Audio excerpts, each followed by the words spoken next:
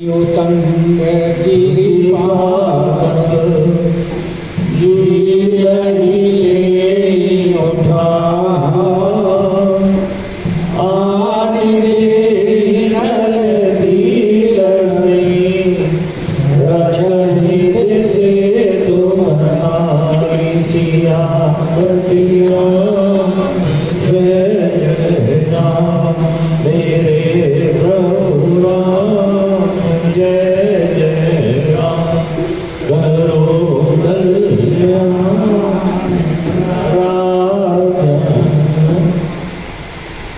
परमादरणीय सुपस्थित मानस प्रेमियों भगवत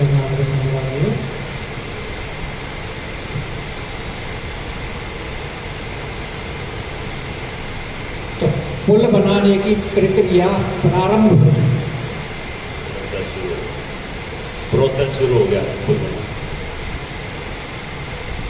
क्योंकि जामवंत जी ने नल और नील को भुला करके और पहले तो जो समुद्र ने उनके बारे में बताया था, क्योंकि नल नील को भी अपनी शक्ति के बारे में नहीं पता था।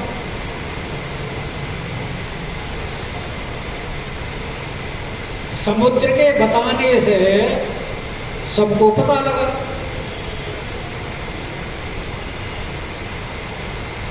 क्योंकि जो आशीर्वाद दिया था वो जल के ही लिए दिया गया था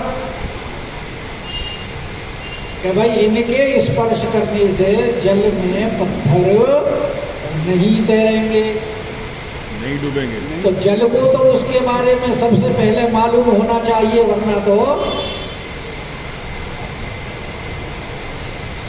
मर्यादा कैसे रहती ऋषि के वचनों की।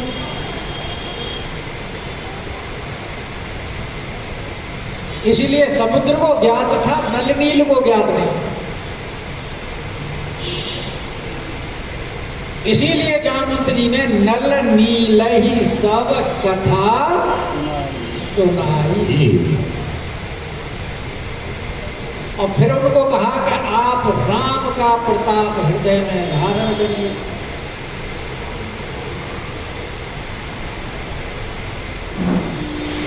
राम जी के प्रताप को धारण करके जब कार्य प्रारंभ करेंगे तो जो हमें विशाल सेतु का कार्य विशाल दिखाई दे रहा है, उसमें आपको जरा भी परिश्रम नहीं होगा। करहु सेतु प्रयास कछु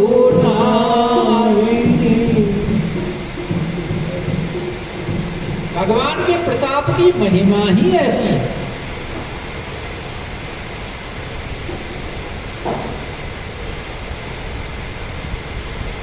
इसीलिए समुद्र ने भी कहा था कि आपके ही प्रताप से तैरेंगे पत्थर, मैं तो सिर्फ बल अनुमान सहायता करूंगा।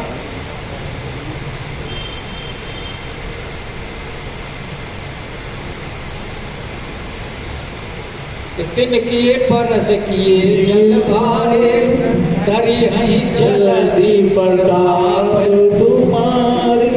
किनके प्रताप है? राम जी के। राम जी।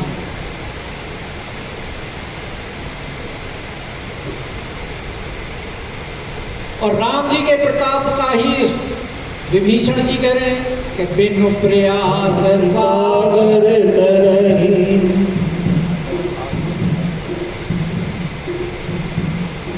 राम जी के प्रताप से ही बिनु प्रयास के ही समुद्र में तैर जाएंगे।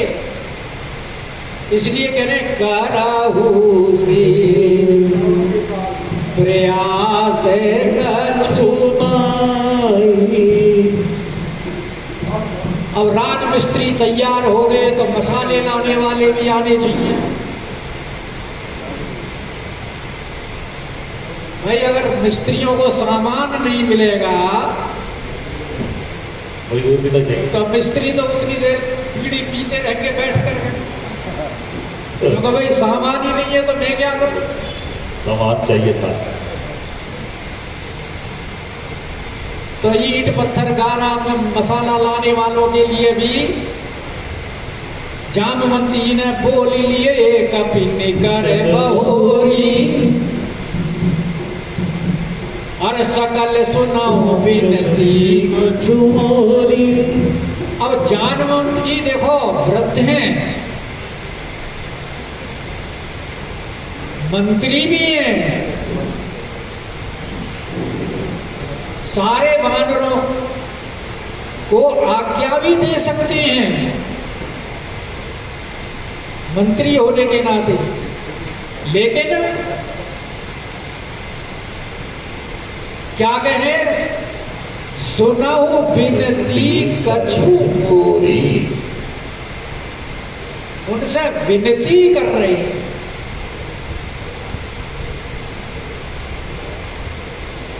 जो शिष्ट मनुष्य होते हैं, जो श्रेष्ठ होते हैं, वो कभी भी अपना बड़प्पन दूसरों के ऊपर थोपते नहीं।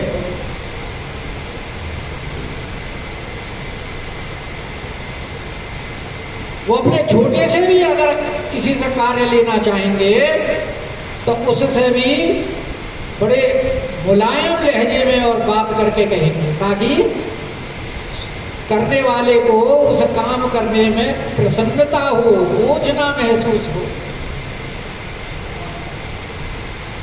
इसीलिए जामवंत जी कह रहे हैं कि सकल है, क्योंकि उनसे वो वृक्ष और पहाड़ वगैरह मंगवाने ढलवाना है।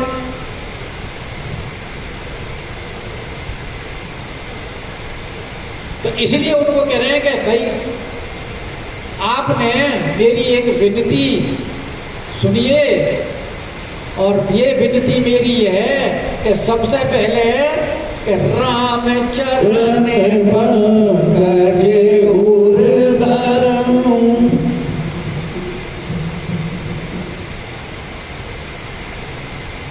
कि राम जी के चरण रूपी कमल को अपने हृदय में धारण कीजिए।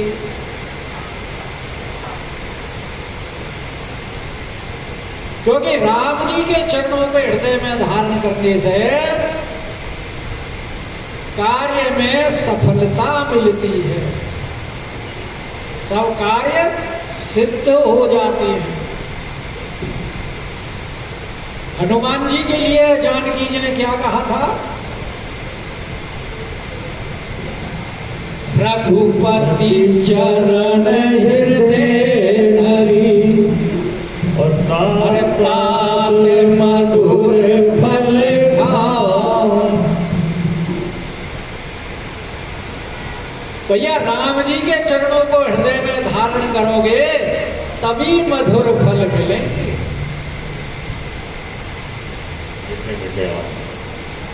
तभी कार्य की सिद्धि होगी, वरना तो पता नहीं कब कौन सा विघ्न उपस्थित हो जाए।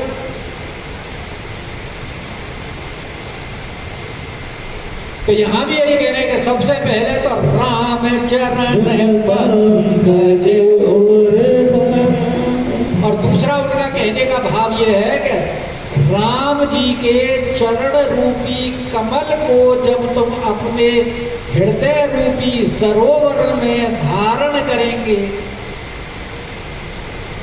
तो उसकी शीतलता से जो आपका जो श्रम का जो ताप होगा वो नहीं व्याप्त होगा।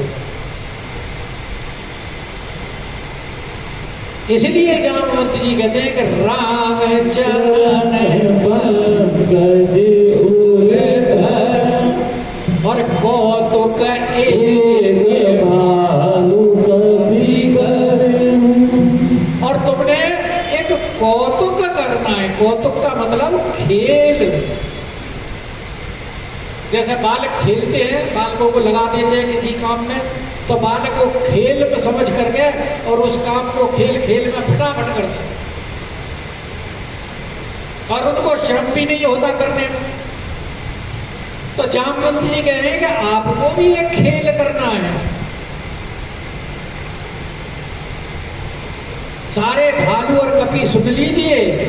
क्या करना है कि सबसे पहले कि धावो मेर मरकट विकट बरूता, कि जितने भी विकट विकट वानरों के समूह हैं, बड़े बड़े ताकतवर बलशाली, भाई पहाड़ वगैरह बड़े बड़े वृक्षों को लाने का काम है, हैवी मजदूर चाहिए। तो जाइए और आना हूँ विट्या पे गिरने के जूता। पर्वतों को और विटप यानी वृक्ष को जमीन से जड़ के द्वारा जल का शोषण करते हैं, ऐसे बड़े बड़े वृक्षों को लेकर के आए, पर्वतों को लेकर के आए। और वाकई में कौतुक ही हुआ है, क्योंकि आगे देखो आएगा दोहे में कि अति उतंग गिरिपादप लील ले उठार, और आगे कंदुक एवं नल नील ते ले ही, जैसे गेंद, जैसे गेंद को फेंक दिया जाता है, दूसरा पकड़ लेता है, फिर वो फेंकता है, ऐसे ही। और जब उन्होंने कहा तुमने इस प्रकार से लाने हैं,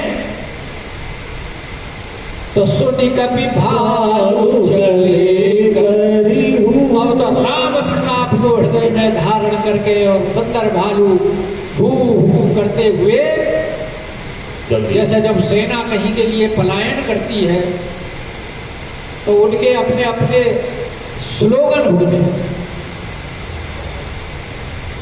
हर एक यूनिट के अपने अपने स्लोगन है, उनका उच्चारण करते हुए वीर रस का भाव उत्पन्न करते हुए चलते।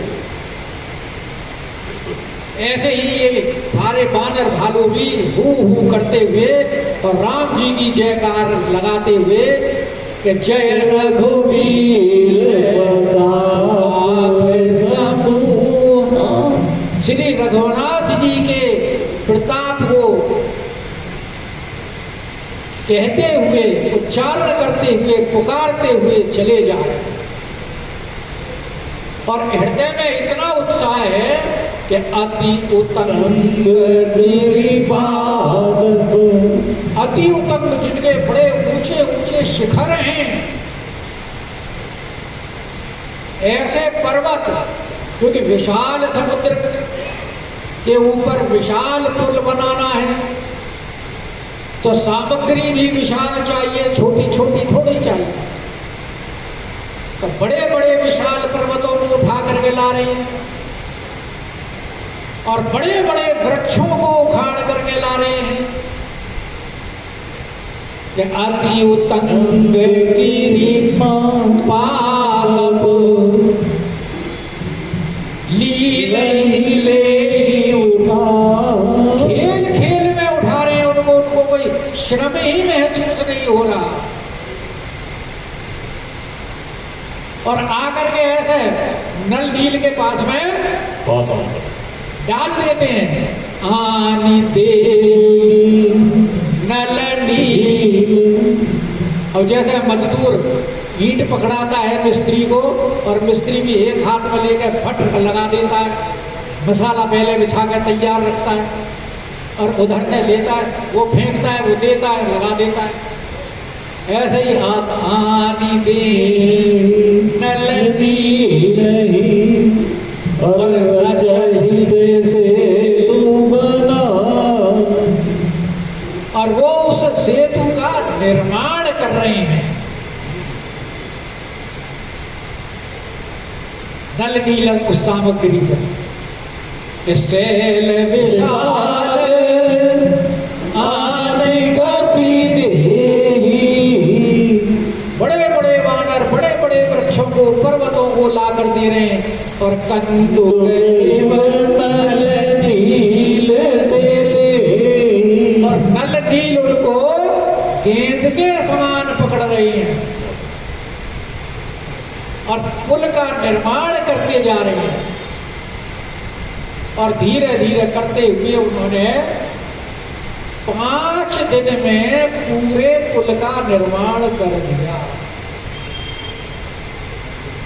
2 योजन समुद्र 400 कोस लंबा, 40 कोस चौड़ा,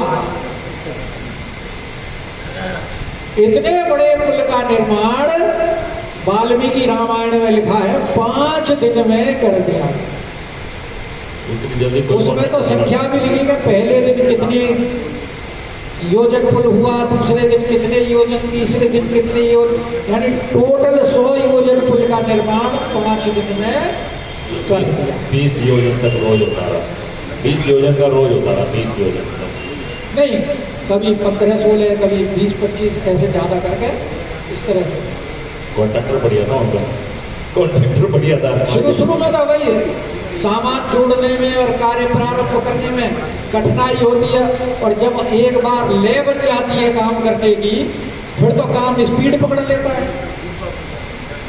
गाड़ी तो स्टार्ट करो तो शुरू में तो धीरे धीरे चलेगी, और जब इंजन गर्म हो जाएगा फिर दौड़ना शुरू कर देता है, भागता नहीं भागता बस। तो ऐसे ही शुरू में तो स्पीड कम रही, फिर बाद में स्पीड पकड़ी तो 5 दिन में पुल का निर्माण हो गया। और जब राम जी को दिखाया गया देखी से अति सुंदर रचना, राम जी ने देखा भाई बड़ा सुंदर पुल बनाया है, क्योंकि भाई नल और नील विश्वकर्मा के पुत्र हैं। नल जानते हैं कारीगरी कैसी सुंदर होनी चाहिए, देवताओं के वो शिल्पकार हैं, शिल्पी। जब दशरथ जी के मरने में उनकी चिता भी बड़ी सुंदर सजाई गई, तो यहाँ तो पुल का निर्माण हुआ। और भगवान भी उसको रचना को देख करके प्रसन्न हो रहे हैं, क्योंकि भगवान हमेशा अपने भक्तों को बढ़ाई देते।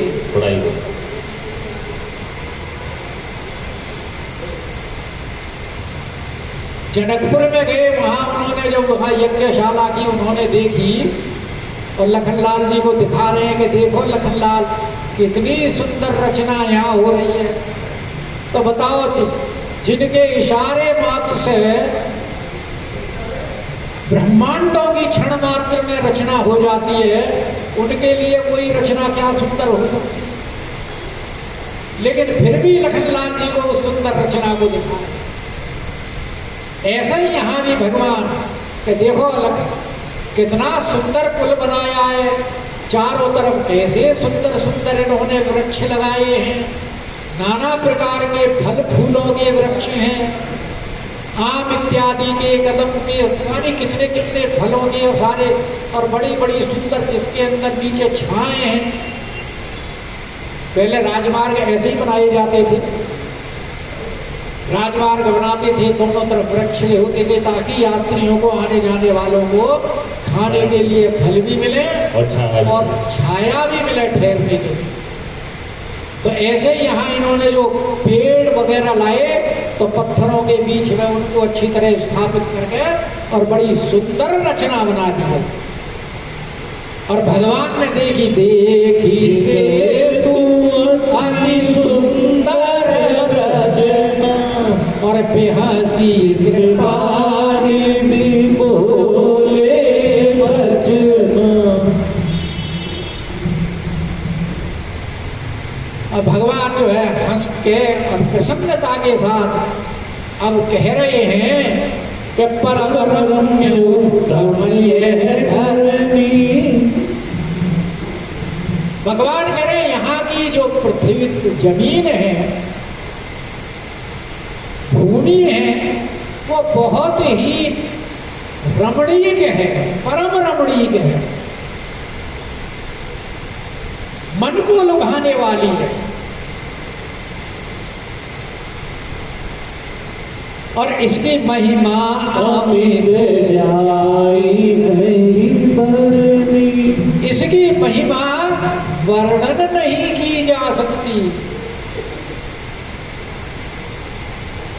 क्योंकि यहाँ समुद्र के किनारे ऐसा ग्रंथों में लिखा है कि दो समुद्र मिलते हैं, महोदधि और रत्नाकर। और वैसे भी समुद्र में तो सारी नदियां आकर के मिलती हैं, समस्त तीर्थों का जल उसमें विद्यमान रहता है। और बड़े बड़े तीर्थ भी सब नदियों के ही किनारे होते हैं।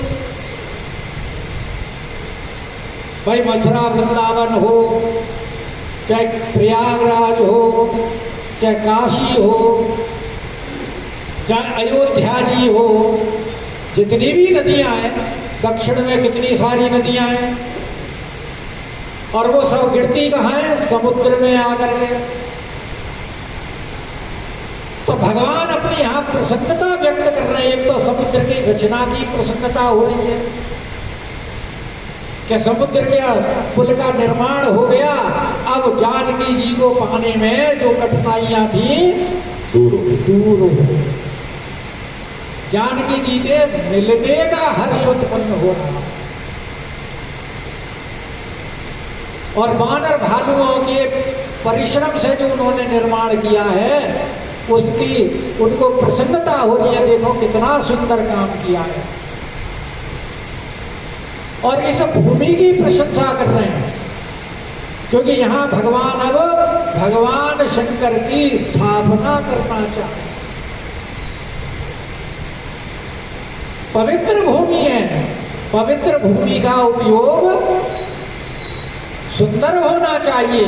इसलिए कह रहे महिमा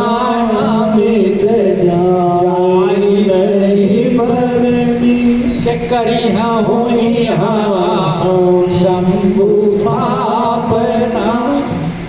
और मोरे हृदय कि मैं यहाँ भगवान शंकर की स्थापना करना चाहता हूँ।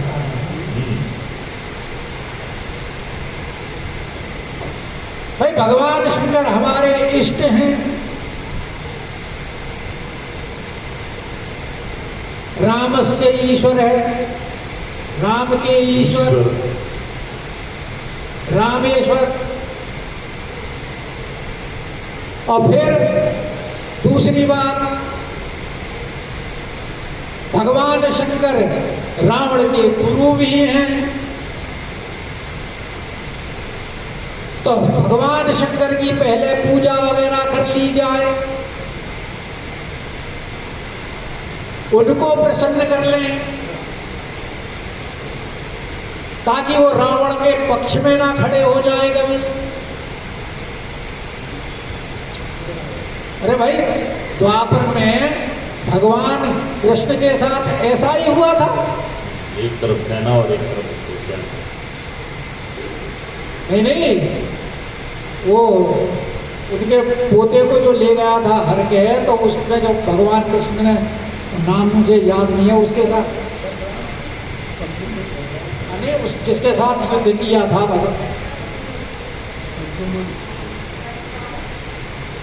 अरे मैं नाम भूल रहा हूँ। मैं गया नहीं हूँ, आसाम में है उसका स्थान। जब जिस शंकर की वो पूजा करता था, वो शंकर भगवान के भी मैंने दर्शन किए। बाणासुर, बड़ी देर में ना याद आया बाणासुर। ऐसे ही होता है ना, वो याददाश्त कमजोर होती है। तो बाणासुर के साथ भगवान शंकर स्वयं युद्ध करने के लिए आगे खड़े हो गए थे। फिर उनको जांबास्त्र मारा है, तब जाकर के वो जम्भाई लेके रह गए, तब जाके उसको पराजित किया। श्रीमद् भागवत में प्रसंग आता है। तो इसलिए भगवान शंकर की पूजा कर रहे हैं, दूसरे एक तीर्थ की स्थापना कर रहे हैं यहाँ, ताकि राम और शिव जो आपस में इन दोनों के भक्त झगड़ते रहते थे, उनका दोनों का वैमनस्य दूर हो जाए।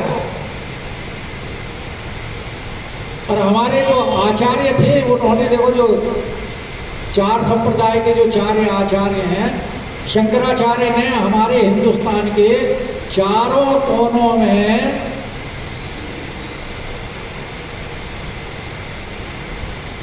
4 धाम स्थापित किए हैं।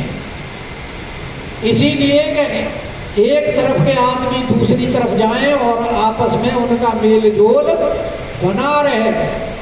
जैसे पूर्व में जगन्नाथपुरी धाम, पश्चिम में द्वारकापुरी धाम, उत्तर में बद्रीनाथ धाम और दक्षिण में रामेश्वरम धाम। इनकी स्थापना ताकि वो आपस में एक दूसरे से मिलते रहें, लिंक में रहे। तो यहाँ भगवान शंकर भी कह रहे हैं कि करी क्योंकि भगवान शंकर के लिए तो स्वयं कहते हैं कि भाई शंकर से प्रिय मुझे कोई भी नहीं है। और ये सिद्ध करके दिखा दिया है उन्होंने अपने सती के प्रसंग में। सती ने माँ जानकी का रूप धारण किया था परीक्षा के लिए, तो त्याग कर दिया था। तो भगवान शंकर ने सती का त्याग कर दिया।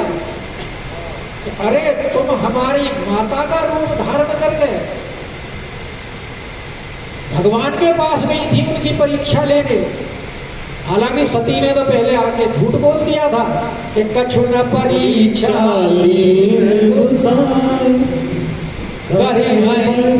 प्रणाम तुम्हारे प्रणाम तुम्हारे। लेकिन भगवान ने फिर ध्यान करके देखा तो पता लग गया और छोड़ दिया। क्योंकि अब यही तन सती भेंट नहीं हुई। तो भगवान शंकर तो राम के बड़े भक्त हैं और भगवान अपने भक्तों को हमेशा बड़प्पन देते हैं, बड़ाई देते हैं। तो इसलिए बोले कि हम अपने शंकर के चाहे हमारे भक्ति ही सही, हम उनको इष्ट मान करके यहाँ उनको स्थापित करें। नारद जी से भी ये कहा था कि भाई देखो तुम भगवान शंकर का नाम जपो, तुम्हारे सारे पाप नष्ट हो जाएं। काकभूषण जी के भी प्रसंग में उनके गुरु जी यही कहते हैं काकभूषण जी को कि भैया राम की भक्ति पानी है तो शंकर का भजन करो। बिना शंकर के भजन के राम की भक्ति नहीं मिलेगी। और उत्तरकांड में अयोध्या वासियों को जब भगवान उपदेश देते हैं तो वहां भी यही कहते हैं कि भगवान शंकर हमको बहुत प्रिय हैं। तो इसलिए कह रहे हैं कि करी शंभु हर भोरे हृदय परम कल्पना। मेरे हृदय में ऐसा संकल्प हुआ है कि मैं यहां भगवान शंकर की स्थापना करना चाहता।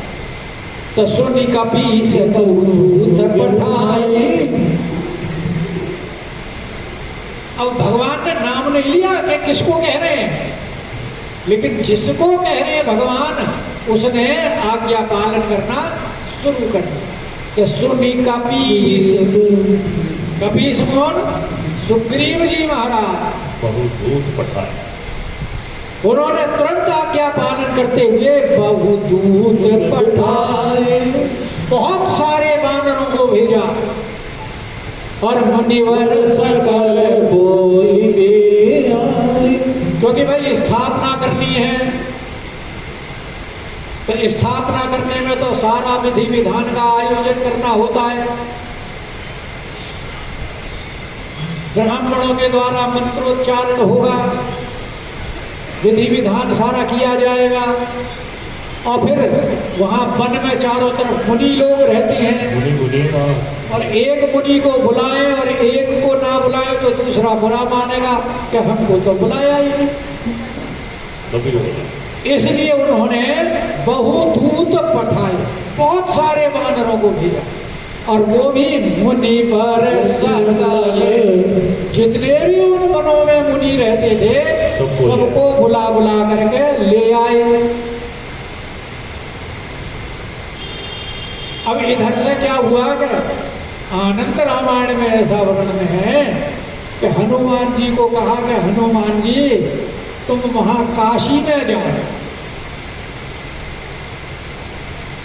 और काशी में भगवान विश्वनाथ को लेके आओ, हम यहाँ उनको स्थापित करें। हनुमान जी काशी पहुंचे तो जिस समय हनुमान जी पहुंचे वहां देखा कि भगवान शंकर और अगस्त मुनि दोनों बैठे सत्संग कर रहे। अब दोनों के सत्संग में बाधा कैसे डाले हनुमान? अब हनुमान जी वहां इंतजार कर रहे कि कब इनका सत्संग खत्म हो। उधर ऋषि मुनि बोले महाराज मुहूर्त निकला जा रहा है, हनुमान जी तो अभी आए नहीं। तो राम जी ने तुरंत 3 अंजलि रेत लेकर के वहां से लिंग की स्थापना कर दी। लिंग था विधिवत करी पूजा और समस्त विधि विधान से फिर लिंग की जा। तो लिंग की ही स्थापना क्यों की? सावयव भगवान की शंकर का जो विग्रह जैसे यहाँ है ये इस तरह से पूरे परिवार की वो ऐसे स्थापना क्यों नहीं की? क्योंकि सावयव से ज्यादा लिंग का विशेष महत्व वर्णन किया गया।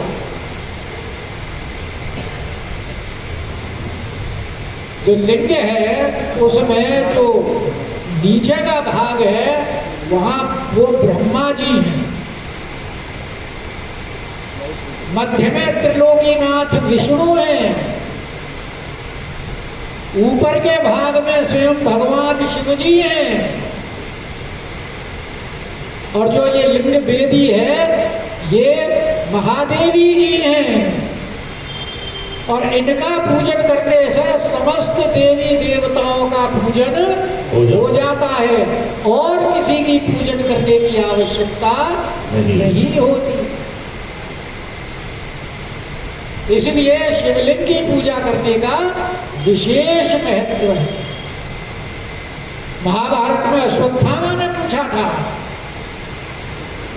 व्यास जी से कि महाराज मेरी हार क्यों हुई?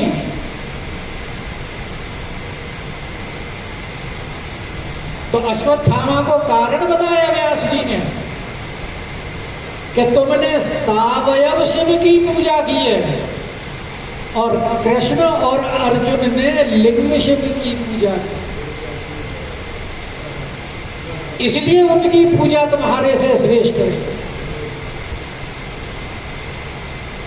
और भगवान ने यहाँ रामेश्वरम में लिंग स्थापित करके पहले 11 लिंग थे, 12वां लिंग स्थापित थे। अब 12 ज्योतिर्लिंग कहाँ कहाँ है आपको पता होगा भाई। तो इनका श्लोक में क्रम है पहला दूसरा तीसरा वो तो मैं जानता नहीं, लेकिन मैंने तो 12 के दर्शन किए, जैसे जैसे किए वैसे मैं बता सकता। आप इधर से सोमनाथ से चलो,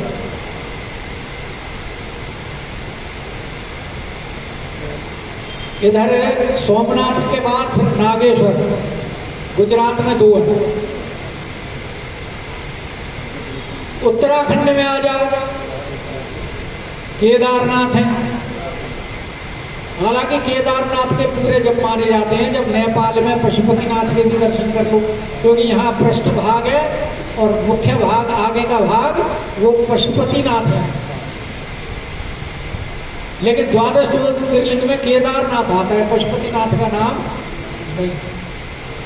और ऐसी लोग मान्यता बताते हैं कि केदारनाथ के बाद पशुपतिनाथ के भी दर्शन करने चाहिए, या पहले पशुपतिनाथ के कर लो बाद में केदारनाथ। उसके बाद फिर इधर आ जाओ बैजनाथ जी, झारखंड में। फिर यूपी में तुम्हारे विश्वनाथ जी, फिर मध्य प्रदेश में आ जाओ महाकालेश्वर और ओंकारेश्वर, उनके साथ एक ममलेश्वर की बने हुए हैं, लेकिन ज्योतिर्लिंग में ओंकारेश्वरी आते हैं। वो ममलेश्वर की तो स्थापना दूसरे पार इसलिए की थी कि जब नदी में बाढ़ आ जाती थी तो ओंकारेश्वर के दर्शन करके लोग नहीं जा पाते थे, तो वहाँ ममलेश्वर के दर्शन करके वहीं पूजा संपन्न कर लिया। उसके बाद फिर घुसमेश्वर, इधर महाराष्ट्र की तरफ चलोगे, त्र्यंबकेश्वर, भीमाशंकर, उसके बाद फिर हैदराबाद की तरफ चले जाओ, उनका नाम है मल्लिकार्जुन, श्री शैलम बोलते हैं उनको, वहाँ जो बोलते हैं उनको श्री शैलम बोलते हैं। और फिर दक्षिण में नाम सारे घुमा दिया मैंने सारे घुमा दिए। बैजनाथ धाम रह गया। भाई मैं जिस तरह से दर्शन करके आया हूँ उस तरह से मैंने बताया कि लिंग था पूजा शिव समान प्रिय मोहि न दूजा, हर शिव द्रोह